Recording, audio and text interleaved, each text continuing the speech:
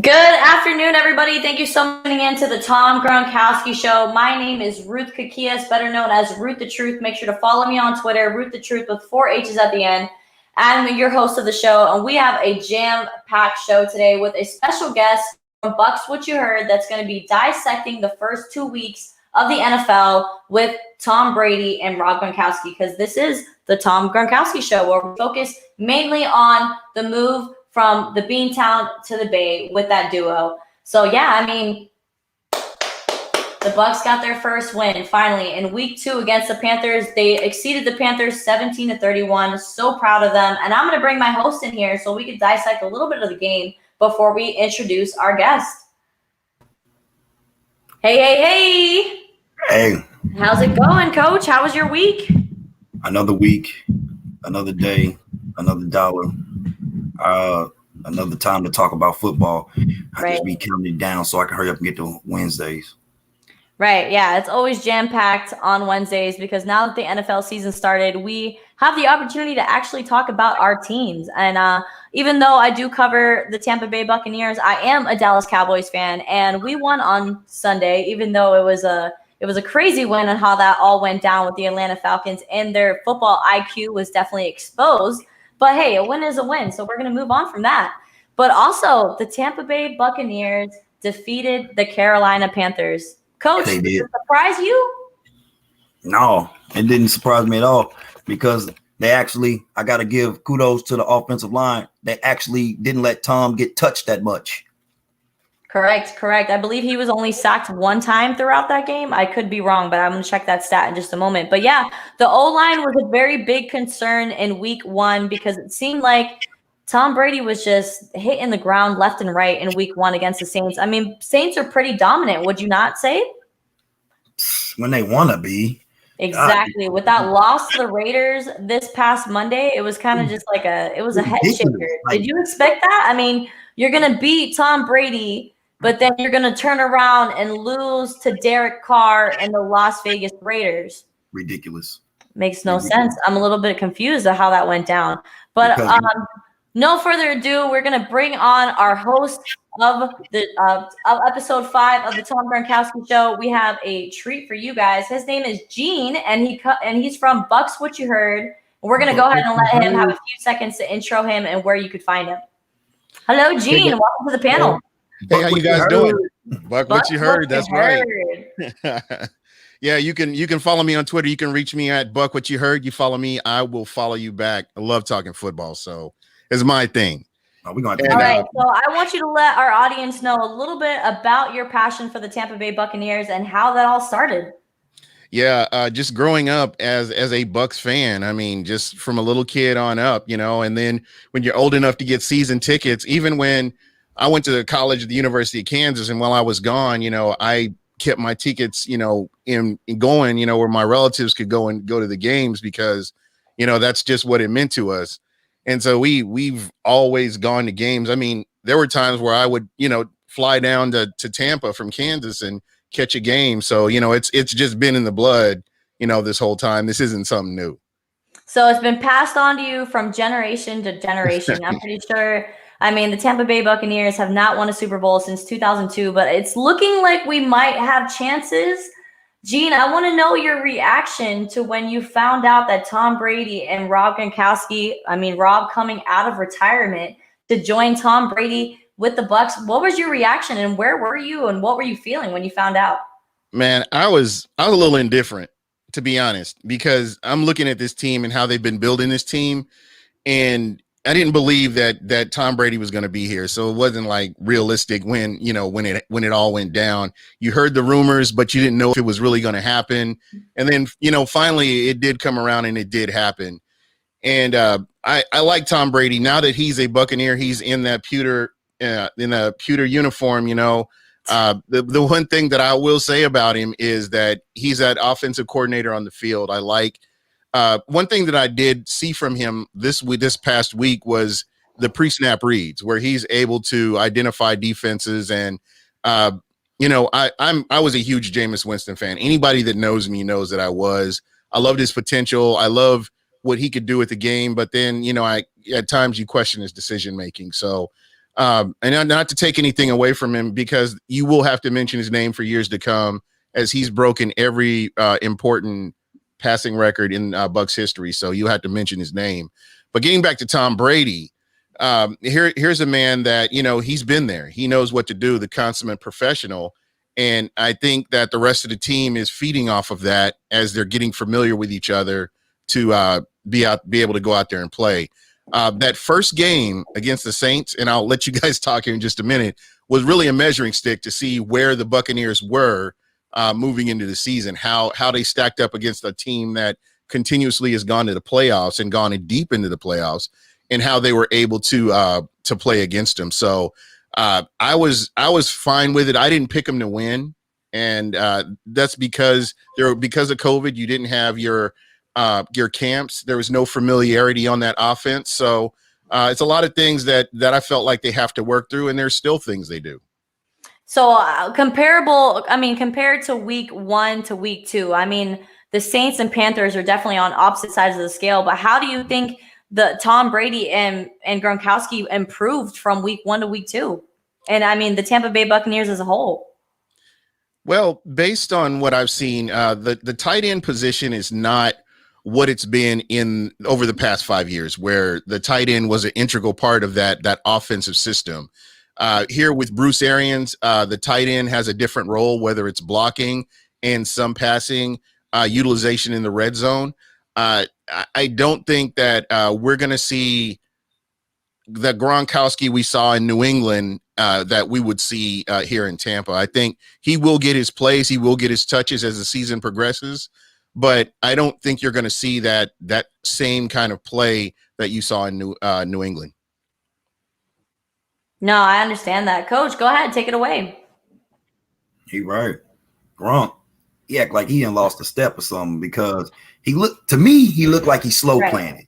I don't understand. I feel like, in my perspective, I think Rob is now, coming from New England to Tampa Bay. I feel like right now he has a different role than what he had when he was with New England. I feel like right now he's fitting more in that tight end position. He's not flying down the field. He's just kind of, like Evan said and Set the Sails, he's mainly like a distraction. Coach, what do you think?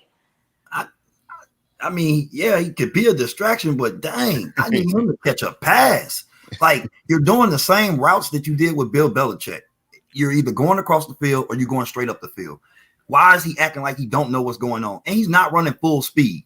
No, he's not. If I'm coaching against a team and I see a guy, first of all, when I'm coaching, like if I'm coaching defense and I see guys, that's why you're always taught as a receiver to take off, because it makes defensive guys think that you about to get the ball or we about to pass. Sell your route. If I see the guy slow playing, I'm like, fellas, lock on to him. He gonna tell us what's going on, and he's not even trying to do nothing. Yeah, like that's not the Gronk I know. Yeah, you got to consider too. He's coming out of retirement. He's not. I don't believe he's in football shape. I just felt like with throw in COVID too. I just don't think he's in football shape right now. Yeah, he needs to start running some 2-yard routes and catching the ball. So what you're saying is, let's not count him out. No, he's gonna get his touches. Right. I wouldn't count him out all the way. I'm just talking about now. Show me. Like, I'm mad at him and I'm mad at Shady right now. Because Shady, God, come on, Shady. True. I mean, they dropped 7 passes. 7 of Tom Brady's passes, and then there was that fumble between him and was it Rojo? That was Rojo. It was Rojo. It was Rojo. It was high. It was high. Yeah, now people are trying to kind of say that maybe Leonard Fournette, since he went off in week 2, that maybe he's going to take that starter position. I got to know, Gene, what do you think about that? It's all about wins and losses this year. It's about getting to the playoffs. I don't think it's so much a starting position. These guys are all going to get their touches, whether it's Shady, whether it's the Fournette, whether it's Rojo. I'm a huge Rojo fan. I like what he's done with himself over the past few years, how he's continued to get better at what he does. And again, I think that was familiarity where him and Brady missed that handoff. And I think that's all that was. And I think that those are things I know you cannot do. But again, you've got a new quarterback and he's coming into a system playing with players he's unfamiliar with. And, again, they're going to build on this and it'll continually get better. You saw market improvement from week 1 to week 2. So Yeah. I expect to see that against a beat up Denver team. Oh, yeah, I mean, to a beat up Denver team. That's true. And didn't they just pick up Blake Bortles? Ugh. Was that true? I thought I read that in a highlight, and I was kind of like, whoa. He's still playing in the NFL? I had no idea. And Cap can't get a spot. Right. Let's talk a little bit about injuries that happened in week 2, because, man, have they piled up. So let's talk about let's start with Nick Bosa, which is one of the biggest hits, I think, that happened to the NFL because, all right, yeah, Saquon Barkley is out for the season, but, I mean, were the Giants really going to be able to go anywhere with him carrying the team on the back? I want to know you guys' perspective, how important it is for San Fran to get Jimmy Garoppolo back in his Super Bowl ways. It is very important because then they actually gonna look like they used to, and they will actually have more confidence in coming into the game, knowing that they gonna win. When you got somebody back there that you don't trust, now you thinking, and when you thinking, you're not reacting. When Jimmy G out there, you just going because it's just a routine. It's just a routine. Now we got another guy back here, and we not sold on him like that. We don't know what's gonna happen, so we over here a little worried. Can't go into a game worried. You got to go into a game ready to go. That's the whole thing with them. With Saquon. Coach, I don't mean to be interrupting you, but are you wearing a Seahawks hat?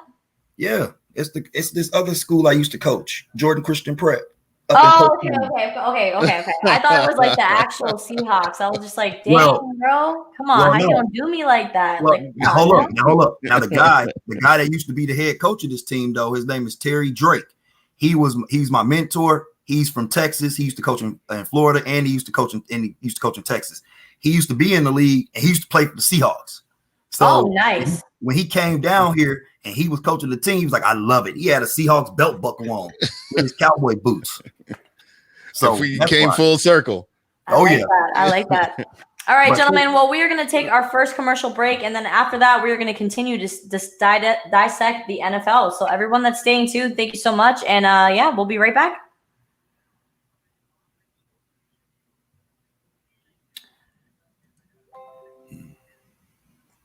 One second.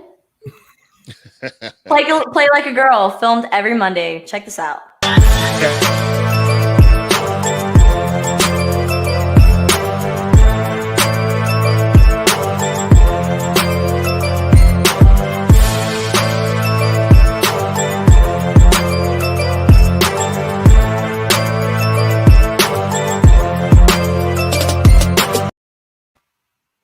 Yes, Play Like a Girl every Monday night. Check out Laura and Gianna as they have their own podcast. It's pretty awesome. All right, guys. So I want to talk a little bit about Patriots. Real quick, I didn't get to jump in on the San Francisco situation. Go ahead. I really am concerned about San Francisco. I don't think they're going back to where they were. When you lose DeForest Buckner, or you let DeForest Buckner go, he was an integral part of that defensive line, and then you lose Nick Bosa. You've lost a lot of the continuity that you had on that team when they made that run to the Super Bowl. So when I'm looking, they're a team that I'm really keeping a close eye on as well, just kind of watching their games because they're not the same team as you saw last year going to the Super Bowl. But I just wanted to throw that out there. Yeah, absolutely. All right, so let's move on to Cam Newton and his performance against the Seattle Seahawks. Okay, 30-35. All right, he was on the 1 yard line. Okay, so I know back in the Super Bowl, I believe it was the Super Bowl in 2015 when it was Seattle and the Patriots, and they threw an interception at the 1 yard line. So Seattle lost the Super Bowl to the Patriots. So I felt like it was kind of like almost a revamp of that same play, but on the opposite side of the ball. And Cam went to dive in. I mean, he had, 25 carries for that game, but he could not get past that threshold, and the Seattle Seahawks won. So, Coach, I'm going to swing it to you first. Do you think the Patriots really could have won that game, and what could they have done differently? Couple things is I think they could have won the game, but I'm going to be honest. I picked them to lose that game because on my picks, I picked the Seahawks. I like Russell Wilson. I like Russell, and I like Pete Carroll. I like his energy. I'm freaking jacked. I like that. Hold that freaking trophy up. I like that. He gets me. He make me have goosebumps. Right. But it's obvious. I'm watching the game. I'm over there sitting there watching it, and I'm calling it out loud. I said, They already ran that play when they got down there in the red zone. I'm like, here come the power run. Here it come right here. The good part is everybody on the defense played their positions right. The guard, when he pulled, he had a guy that followed him, didn't run up the field. When everybody got down blocked on the other side, they didn't run up the field. They came down the line and crashed it. I mean, it was just a perfect play. But honestly, they should have ran that play that they ran earlier when they act like he was gonna run and throw it right over their head. Exactly. Even though I was sitting there saying, "Hey, here come the power run," I also was like, "Oh, wait a minute, hold up! Please don't throw a pop pass. Please don't throw a pop pass." Right. You gotta be in the coordinator's head. If I'm on offense, I'm trying to be in the defensive coordinator's head. If I'm on defense, I'm trying to be in the offensive coordinator's head. Right. It's a chess game. I'm trying to see. Yeah. I have to make sure that I have to dictate every move that you do. Right. So, Gene, were they a little too predictable? Yeah, which is very un-Belichick like. I'm sorry, guys. For me, Cam Newton, it's something about Cam Newton. Cam Newton is Cam Newton. I mean, you look at his body of work, you see who he is. He's never been one of those guys that come from behind. Right. I know I'll probably get a lot of heat for this, but I just don't see him as that guy that doesn't have that dog in him. Like you look at Mahomes. Patrick Mahomes is a guy. He'll go down. He'll put the ball out there. Deshaun Watson is another guy. I mean, and a lot of people want to dog him, but you look at who he's got to throw to. I think he's a great quarterback as well. Right. Who's my quarterback for Baltimore? Lamar Jackson. Lamar Jackson. The kid got dog in him, and for whatever reason, if Cam Newton gets punched in the mouth, he rarely makes that comeback, And yeah, they should have won that game. That was a greatly coached game. They should have won.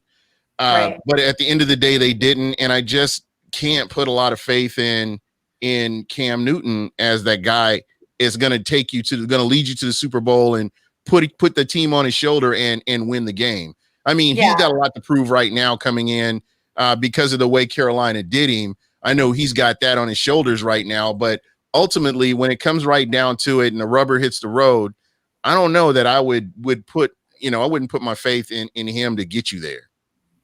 No, absolutely. Especially with Cam being one of those elite quarterbacks, but he's elite on his feet. But it's like, can he stay healthy is my question. I mean, we're only in week 2. And I mean, I've seen the guy take some tremendous hits. I mean, on that 1 yard line, he did like a front back flip looking thing. I mean, it did not look good. So my only worries with Cam Newton is I don't really truly believe that he can make it through the season getting hit that hard. I believe I could be wrong. I know he can too. I think scared. Like he said, Cam Newton does not have the dog in him because remember the Super Bowl against the Broncos? And my gosh, 97 yards. He could have grabbed the ball. That man jumped back, scared. I see somebody scared. I tell you to sit down. You can't play for me. Sit down.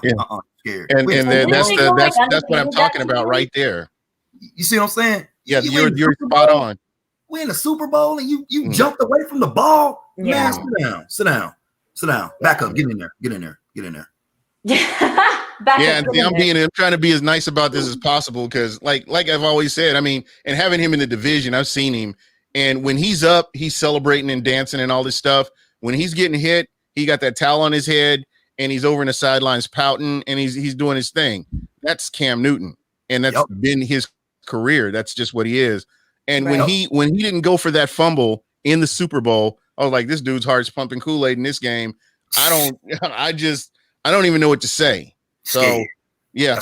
That's when I tell Von Miller, you see that? Yeah, it's blood in the water. That's what he saw too.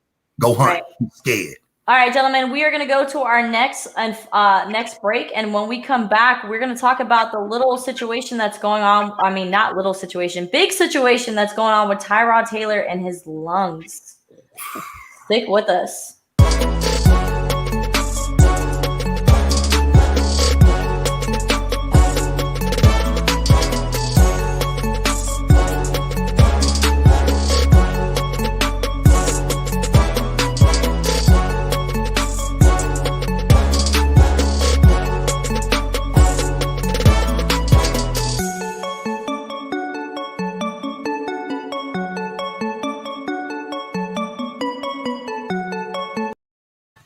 Make sure you are checking out Evil Empire, filmed at 7 o'clock every Thursday on the Sports Fan Base Rhode Island, where you could find great content. We have about 9 podcasts that are being filmed at sfbnri.com.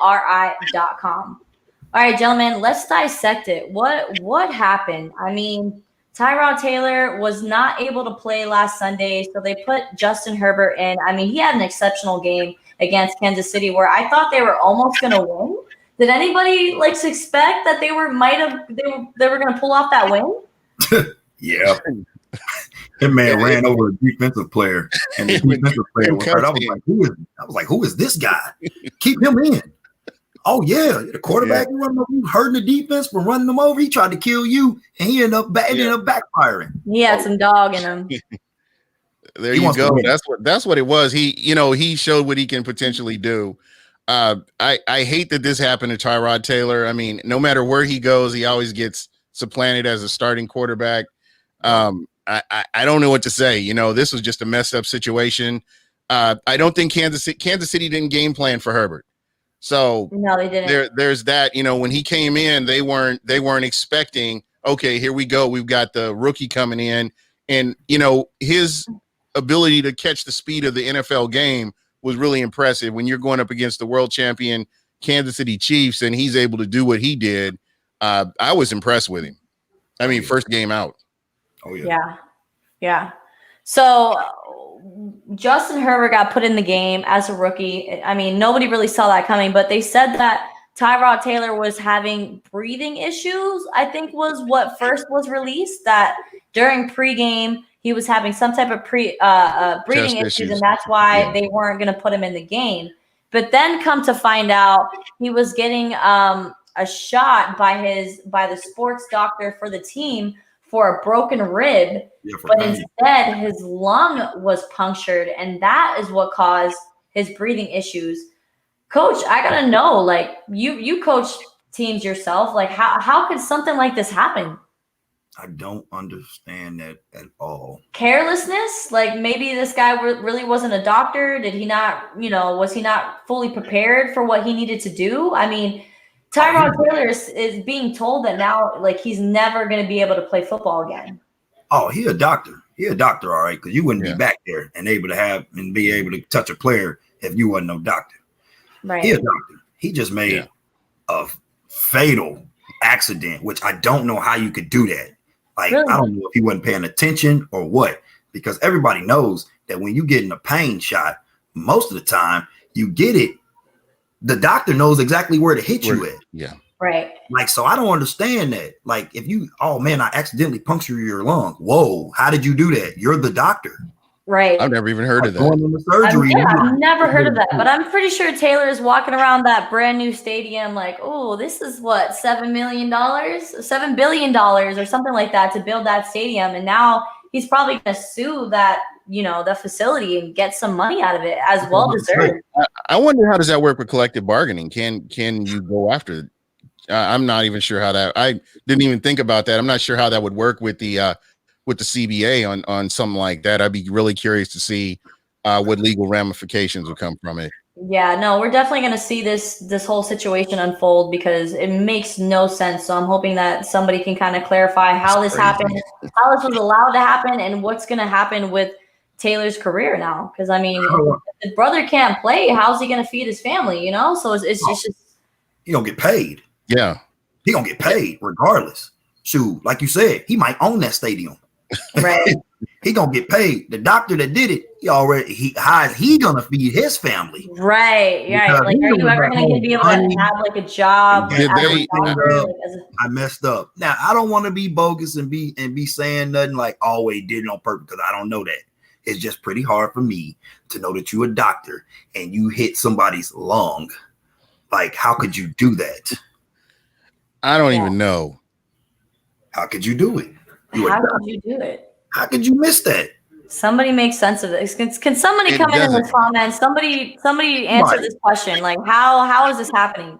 I don't see that. How can you do that? Right. Was somebody had your attention real quick, like you was getting ready to jab and you turned, which you're a doctor, you know not to do that. I just no explanation. I don't understand how it could happen. Right. So, all right. So let's just switch gears here for now. Let's go back to the Tampa Bay Bucks. They're playing the Broncos this coming weekend. Gina, I'm gonna take it to you. I know that you've been watching film and you've been studying up on the Broncos. What does Tom Brady, Rob Gronkowski, and the Bucks need to do to get this win in the bag? Communication is going to be huge, and execution. These receivers have to catch these balls. The nice thing is they got Chris Godwin back out of concussion protocol, so that's going to be a huge boost right there. So you've got your number 1, 2, and 3 receiver. I know they did announce that Justin Watson is he's going to be out this game with the injury. So a lot of these players, these other players, are going to have to step up. I expect to see more from the running game. And I think as long as they can execute, I think they're going to do great. The defense, they have to continue to get pressure on the quarterback, make him uncomfortable. And, I talked about this on Set the Sales. I know a lot of people are taking shots at Shaq Barrett, but to me, sacks are sexy. But you really want to get that pressure on the quarterback. Continuous pressure on the quarterback is going to change everything up. So it's going to be very important for them to continue to get pressure on him. If they get a sack, that's good, but continue to make him uncomfortable where he's having to get the ball out quick. So who is going to be subbing in for Drew Lock? Goodness, what is his name? And this is horrible. I don't even know this dude's name. Right. That's bad. Yeah. I mean, I know it's not like unknown. I'm going to follow it out right now. It ain't Flacco or nothing like that. I don't think so. Now Flacco's somewhere else. Yeah. That's what I'm saying. Oh, Driscoll. Yeah, Driscoll, yes. Oh, okay. And then they've got and then they picked up Blake Bortles today too. They signed him, so he's the backup. I didn't even think Blake Bortles was even in the league anymore. Where has he been? I don't know. He was with the Jags, got dropped, and then he never re-signed with anybody after that, correct? As far as I know. But Coach, I want to know your rundown of week 3 with the Denver Broncos. How do you see this playing out? All they got to do, the Bucks got to do, is just attack the right tackle. He act like if they run stunts and they blitz him and run and just have their best pass rusher on 76, I believe, they're going to win the game. Right.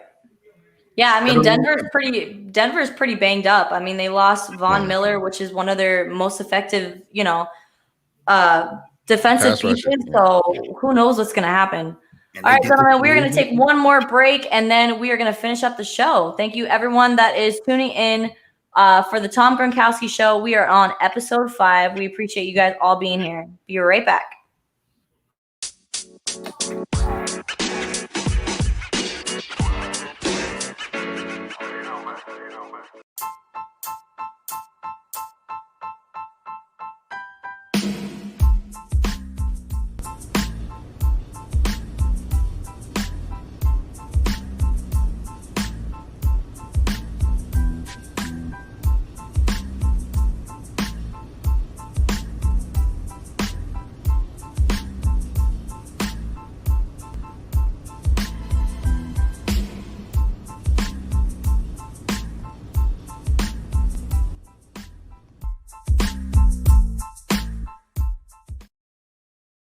All right, and if you were unable to catch this live of the episode 5 of the Tom Gronkowski Show, make sure to be tuning in to the sfbnri.com to catch all these 9 awesome podcasts. All right, gentlemen, we're going to talk about some basketball right now, just because, it just feels right. The NBA bubble is lighting up on fire. We're getting down to the Western and Eastern Conference Finals. Gene, I want to know your take. What has been your team that you've been following through this bubble?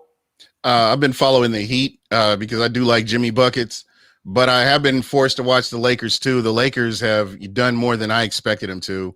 I think Miami's going to end up winning the whole thing. Just FYI, that's my hot take right there. Wow! Wow! Okay, those are some strong words. Back that up. Yeah, just based on how the Nuggets came back on the Lakers in that game, and how they match up with Miami, I really see Miami having that advantage over the rest of these teams. So let's get a scores update from a game 4. Oh, I'm sorry. They just had gone to commercial break. But the last that I saw, it was 24-26 with a few minutes left in the second quarter. So, I mean, they're staying tit for tat. So, Coach, I want to know your take on the Celtics and Miami series. I'm with him.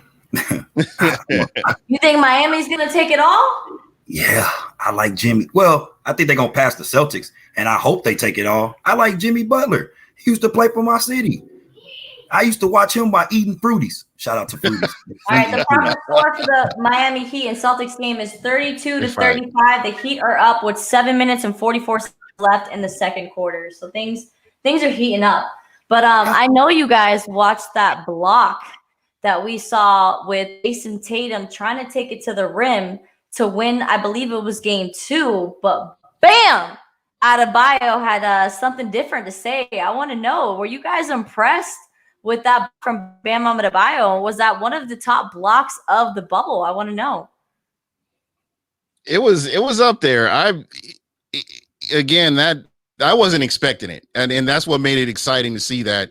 I wasn't. It just came up out of nowhere. So yeah, that was pretty exciting. That particular block was. Yeah, everybody remembers the Kawhi block too, right? With the middle finger, he blocked them off. That was probably my favorite. That's my favorite. I like that one. All right, so let's switch over to the Western Conference Final. We got the Denver Nuggets hanging in there with the Lakers. Now, I don't know about you guys, but I really feel like Denver should have took game 2. Yeah. I want to know your take on that Anthony Davis last minute 3-pointer. They had Kobe with him. Kobe. Yeah. I mean, they were wearing the Mamba Lakers uniforms that same night. So I mean, I feel like, Kobe was in the air for sure. They had Kobe with him. Man, that because AD had just ice in his veins when he hit that shot. And I was like, I wasn't expecting it to go in, and it was clean. It was clean. And and at that point I was like, this is when you got your foot on their throat, man. You need to go ahead and end this. And I expected the Lakers to come out and be aggressive, and they're like, I don't know, they just decided not to show up or whatever happened. They seem they seem to slow up. And Alex Caruso and Kyle Kuzma, they weren't as efficient as they've been throughout the bubble. So I mean, I think for the Lakers to be able to take this series easily, not only is AD going to need to show up, but I mean, like I said, Alex Caruso, Kyle Kuzma, the bench needs to show up as well, because LeBron and AD can't do everything. So I want to know your take, since LeBron kind of threw a little bit of a hissy fit for him not winning league MVP. Coach, do you think that it should have went to LeBron instead of Giannis? I mean, it's a toss-up, but I understand what he's coming from. It's just like when they used to do that stuff to Michael Jordan. It's just more fuel for the fire. I mean, yeah, he might care about it a little bit, but honestly, LeBron wants to win the championship. He just needs something to say, just going to get him fuel ready to go even more. Right. I mean, the Lakers, they've been cool this year, but look at their team. I mean, their team, come on now. The other guy, he got to I ain't saying his team is trash, but he got to actually he got to make an extra effort. LeBron, right. if he choose, he want to chill for a game, he can do that, and they ain't even got to worry. I feel like the comeback kids, the Denver Nuggets, are making a splash during this season, during the series, and I see it going to a game 7. That's my prediction. I hope so. Anybody gonna argue that? No, I'm not, because I can see it happening. These kids got heart, man, and they're all playing. Yeah, they're playing fearless. They don't care. Yeah, it's the Lakers. I don't care. We gonna come out here and do what we got to do. Right. And when the Denver Nuggets have been swept in the series that happened 2 years before, Michael Malone had made a comment that Jamal Murray is an excellent player, but he's not consistent. And that's definitely been the opposite of this series, because I feel like Jamal Murray has been the most consistent. When he's not dropping 50, he's at least dropping a triple-double and in the 30s. So the guy is getting it done. And I'm really happy to see the Denver Nuggets putting in a fight, because I did not like the way that Clippers series ended. Nobody saw that happening. I thought it was going to be an LA, Western Conference matchup. And I mean, Denver shut it down. So now I'm hoping that they go all the way. That's a culture problem right there. The Clippers are just the Clippers. And I don't care. I don't care who you put on that team. If you look at that team, they're the Clippers. They're not Right. the Lakers. I mean, you're not talking about Showtime. You're talking about the Clippers. I mean, it's like, okay, the varsity game starts in about 2 hours. We'll watch the junior varsity game. Then we'll watch the varsity game. Yeah. That's how I look at the Clippers. I don't care who they got. They got in Paul George and he brought in Kawhi Leonard, and they still can't get it done. Right. And I thought they were saving Patrick Beverley because he didn't play for most of the bubble due to injuries. So when he came back, I was like, oh, this is a defensive stop that we needed. And he did not really show up the way that I wanted him to. And when Kawhi didn't, that's the thing when it comes with Kawhi. Like when he was with the Raptors, I felt like once he got momentum going, he definitely picked up the team and everybody fed off of his momentum. With the Clippers, I don't feel like it was the same. It was like Kawhi could be having a good game and be going off, but then everybody else is still cold. And I mean, that's not how you win championships. Kawhi looked like to me that he was playing settled when he was playing. That's why they made commercials with him when he won the championship, because he was playing like the Terminator, because, he just left Greg Popovich. So, Popovich had already called you out and said you be doing this and act like this. So, when you go to the Raptors, who would think that the Raptors going to win? You go to the Raptors and help them win a championship. You are on a mission. Right. This playing with the Clippers don't look like he on a mission like he was last year. Look like he just like, oh, well, we're going to win. We got this person. I can just show up. I'm going to contribute. No, he got to turn back to the Terminator. When he turned back to the Terminator, then now they could talk stuff. But like my man said right here, it's the Clippers. I mean, come on. They're going to have to call a little Bow Wow or somebody, Calvin Campbell.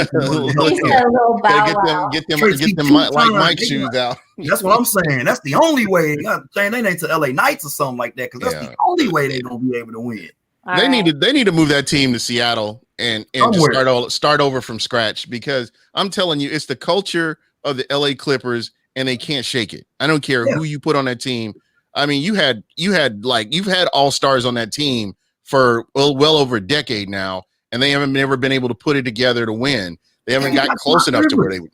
And you got Doc Rivers. And Doc Rivers, I mean, he's not. See, I know that he's one of the most elite head coaches in the NBA, but it's just he's getting out coached, and it's just like you can't close a game 7, and that's not looking good on your resume. He's like 8-1 in a game 7, and I mean it's not looking good for him. But we're gonna get Gene out of here because we've taken up way too much of his time. It's almost been 40 minutes. I'm gonna go to commercial break, but Gene, before I do so, give everybody your platform. Let them know where to find you on Twitter, where to follow you, and get your content. Yeah, be sure to check me out on Buck What You Heard. I'm live on Wednesdays at 7 p.m. Eastern. I do talk Bucks, and it's fun. We do have a call-in show, so if you are a listener, you are part of the show. You are part of the crew. So call in and give your thoughts, and just get in there and enjoy it. So yeah, once again, that's Buck What You Heard on YouTube, and you can follow me at Buck What You Heard on Twitter. And Ruth, you guys are doing a great job. I love this platform. I love being able to just talk about sports in general. Thank you for having me on. I appreciate it. Thank you so much for coming with us. All right, guys, we're going to go to a short commercial break, and then me and Jay are going to go ahead and wrap up episode 5 of the Tom Gronkowski Show.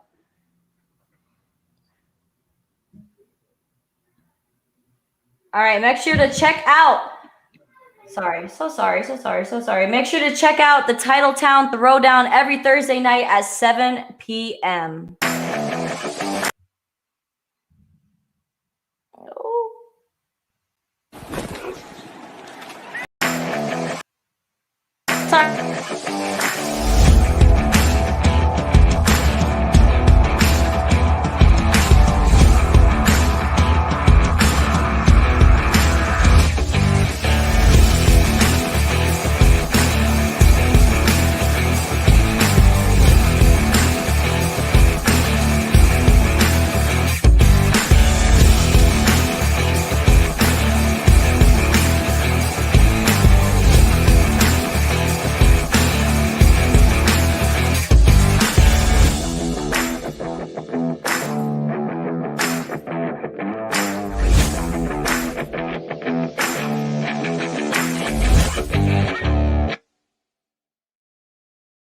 All right, Titletown Throwdown is just another one of the awesome podcasts that you could find on sfbmri.com, as included with the Tom Gronkowski Show. We are on episode 5. Coach, how are you feeling about that? Episode 5.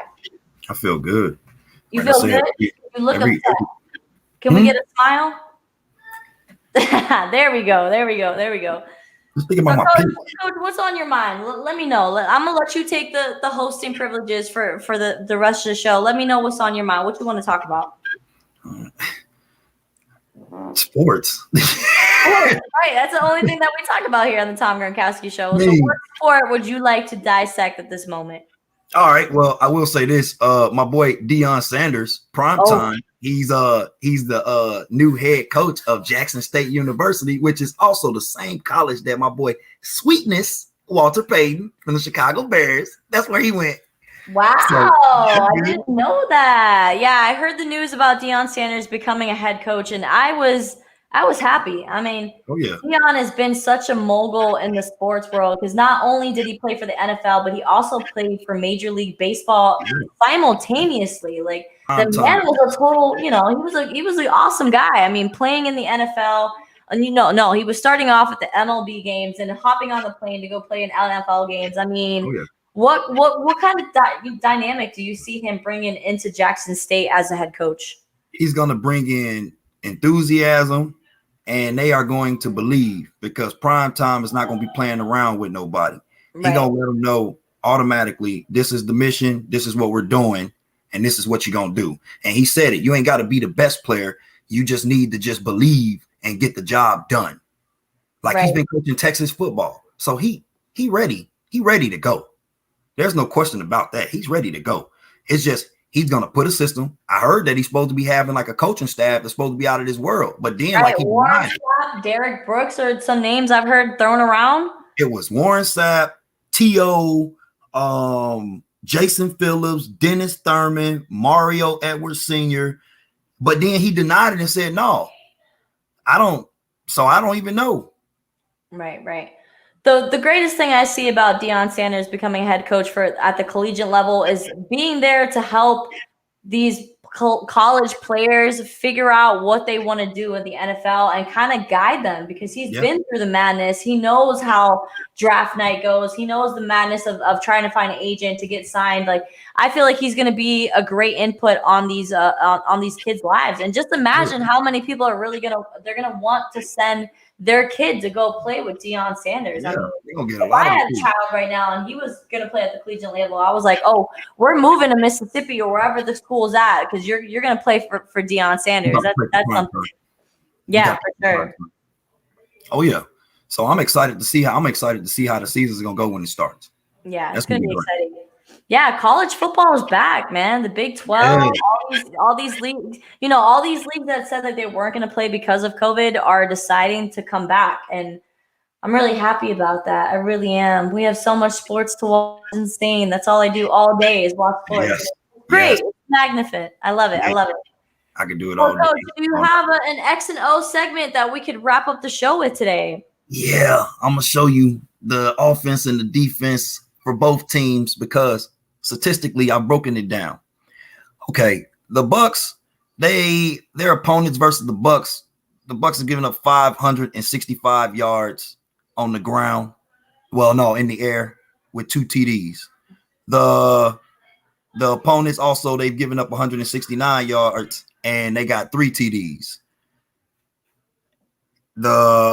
Opponents versus the Broncos, they've given up 548 yards in the air and 4 touchdowns, and they've given up 239 yards on the ground and 1 touchdown. So this is how I see it. This is what I'm gonna show you. If the Bucks want to win this game, when they on defense, they need to start doing some stunts, and they need to attack the right tackle, which would be on their left. They need to have their best pass rusher, and they need to run some stunts, some twists to that guy because last game, the Steelers kept getting in there, and they kept getting on one guy. That's all they got to do. Now, also, Bucks need to run the ball. They got to run the ball. With Jones doing his thing, and then now Fournette showing out, they should be good. They should be golden with no problem now. But they just got to make sure, like always, don't let Tom get killed. And they'll win the game. Now, if the Broncos want to win, then they're going to have to show us that they got a pair. That's pretty much plain and simple because they already, like you said earlier, they've been beat up, and the Steelers just giving the Bucks their leftovers like, hey, y'all turn. We already took care of them. Just go ahead and finish it up. And that's how I see it. All right, Coach. Well, I'm going to get you back in here so you can give them a quick segment on your board if you'd like. Okay. All right, we're going to a segment called X's and O's. Take it away. All right. So like I said, all the Bucs got to do, this right here is the Broncos offense versus the Bucs defense right here. The Broncos, they like to run a lot of trips. They're going to do a lot of motion, bring the guy on end rounds, all that, because they're trying to find a way in order to get somebody open. They usually leave number 14 by itself. So what I say do is, that's why I got a line under this guy right here. All we gonna do is do what the Steelers did and come out here, have this guy shoot this gap. This guy is gonna let this man go every time. If they don't do that, then all they gotta do is have him back. Everybody gotta be moving. This guy goes here, boom.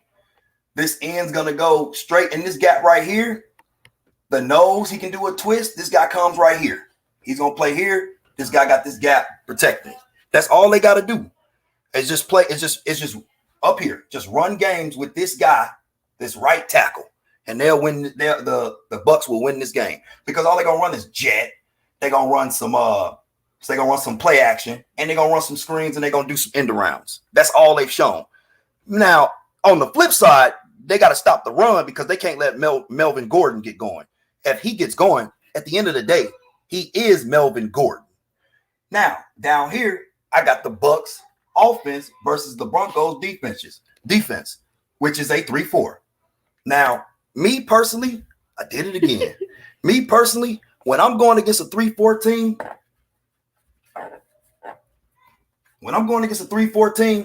I'm looking at these gaps right here.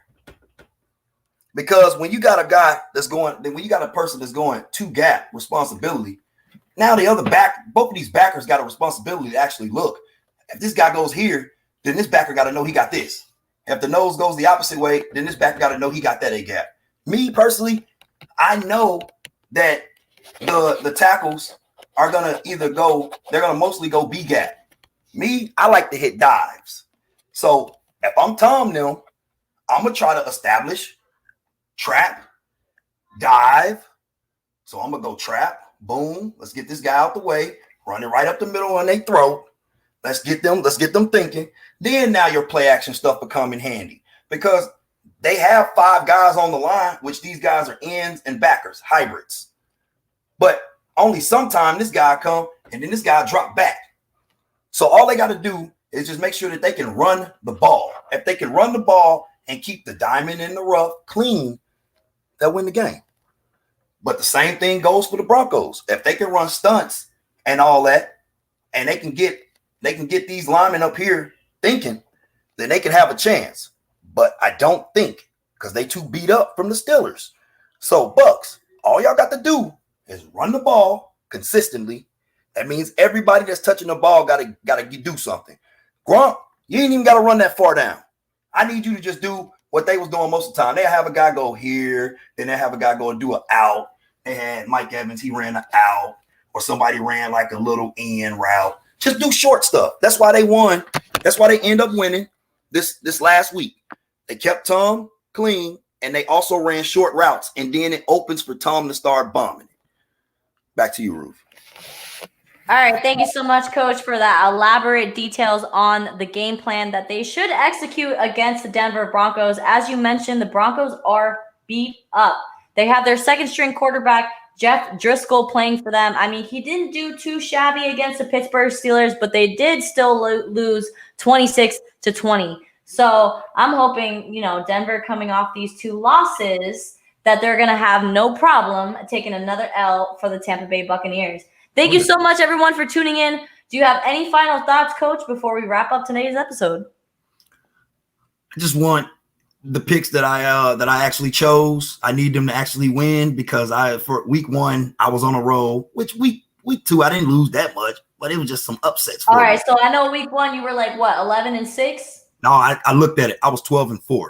12-4. That's the ending wins that I hope the Cowboys have. 12. I hope we go 12-4 this season. I see it happening. I mean, I think Green Bay is going to be a little bit of a hiccup in Kansas City. Yeah. But I mean, other than that, anyways. You believe. I like I that. believe. All right. So what about week 2? What was your matchups for week 2? Okay. So hold up. I got it all right here. I lost in fantasy. I'm kind of upset. I'm on this Yahoo thing. Like I said, with my guys in Indianapolis. Right. Coach, so I got Drew Lock on my fantasy team as well as Jimmy Garoppolo. So both of them are hurt. So I went and picked up Minshew since he was available. I was like, Minshew mania, let's go. He playing. Yeah. The Miami Dolphins are going to be facing the Jacksonville Jaguars tomorrow night for Thursday Night Football. Make sure you guys are tuned into that for 8:20. It's going to be the mustache against the beard. Okay, you ready? Whose side are you on, Coach? The Dolphins. I'm with Fitzpatrick. Fitzpatrick? Do you see Tua? Do you see Tua playing this season? If Fitzpatrick get hurt. Remember at the beginning of the season before it started, you said, who going to start? I said, if it's me, I'll go with the guy that knows what he's doing. Kid. Right. I feel like Tua needs a little more time to learn the offense. That's not something that can happen overnight. Yeah, kids sit down. The training camps that they have because of COVID, you know? So I think he needs a little more time. But I see him taking some snaps before the season's over. If Fitzpatrick get hurt or if they in a good position. Why not, kind of rough up the defense and throw him off by throwing Tua in there every once in a while, you know? I mean, he's healthy. He's been cleared by the doctors. The hip should no longer be an issue. But, I mean, it's not an issue until a 300-pound guy falls on top of you, right? Yeah, I'm going to tell you why, though. When you do that and you keep switching quarterbacks in and out, you're messing up a person's rhythm. Like the Saints and them, when they do that, that's because they the moment of truth. They doing wildcats and they doing like trick plays with that guy. That guy can just throw it at any moment. He can take off, or they can just make up a play out of nowhere and then something happens. But when like Fitzpatrick, that's like you can't keep taking them out, taking them in, put another guy in. He's gonna get off rhythm. If he get off rhythm, shoot. Now we're about to see it. It's about to be a terrible story. Right. All right. We are getting into week 3 of the NFL. And man, it feels so sad that we're already in week 3. I just feel like this season is going to fly by. And I really don't want it to because, the NFL is kind of like the best time of the year. All right, Coach, that's going to do it for me. Thank you so much for joining me for episode 5 of the Tom Gronkowski Show. Make sure you guys are checking out all the 8 other podcasts on the sfbnri.com. It's so great for the fans, by the fans, and we appreciate you guys all hanging with us tonight. You guys have a good one, and make sure to tune in next Wednesday at 9 p.m. for episode 6 of the Tom Gronkowski Show. That's it for me, guys. See y'all next week.